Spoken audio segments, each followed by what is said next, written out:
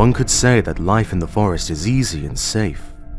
Dense vegetation protects from the chaotic winds and storms, while providing the safe harbor to those who live their peaceful life within the tall green guardians.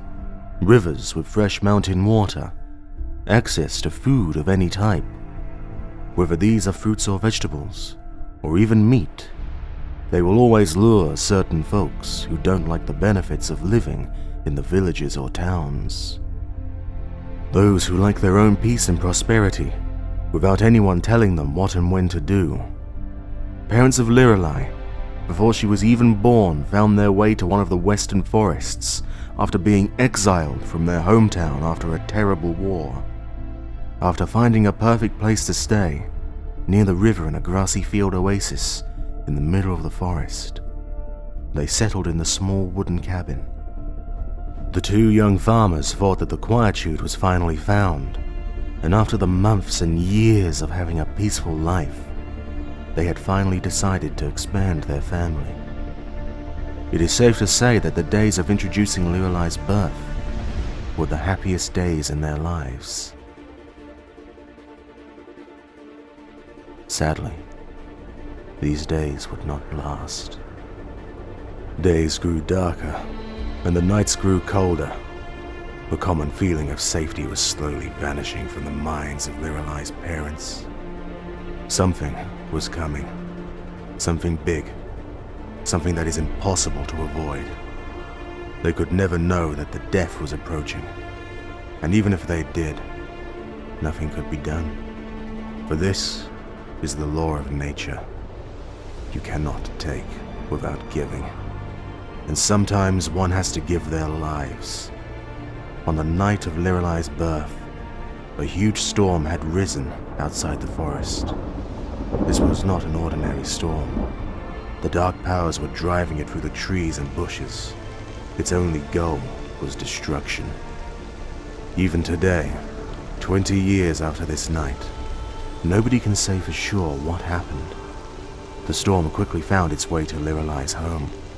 With a swift blow, the wooden cabin was no more, and its contents were scattered to the winds. Only the newborn survived among the debris field of death and destruction. In the quiet after the storm, the wind itself took notice of the lucky infant crying in the grass. The wind itself pitied the child, and so lifted her into the sky and deposited her on the doorstep in a neighboring village. In the years that followed, the new family had accepted the child and acted as if it were their own. A cute and playful child, with curly red hair and infinite amounts of energy, though she would never break something in its haste. At the age of 6 or 7, she could outrun even the fastest boys in the village, and nobody knew how, nor did they care. Soon, a local hunter noticed her speed and agility and invited her to his home. There, he showed her his weapon, his mighty bow. He compared his bow to Lirelai, both being swift and deadly. He also had a smaller one that could fit her perfectly, and a few arrows to test her eye. They went outside to shoot some wooden animals.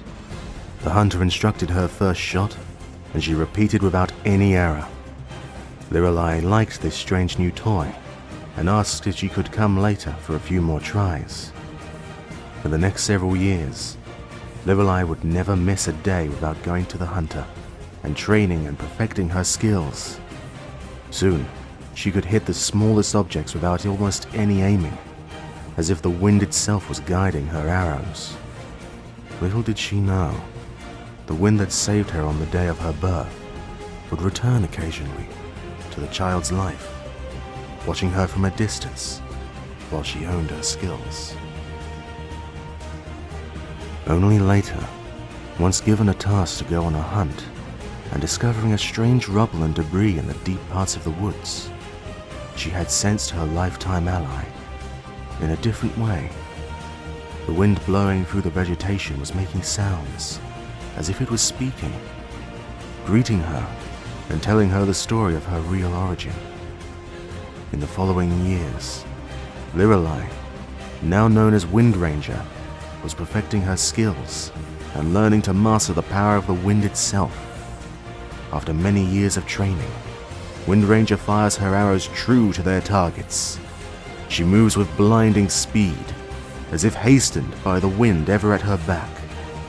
With a flurry of arrows, she slaughters her enemies, having become nearly a force of nature herself.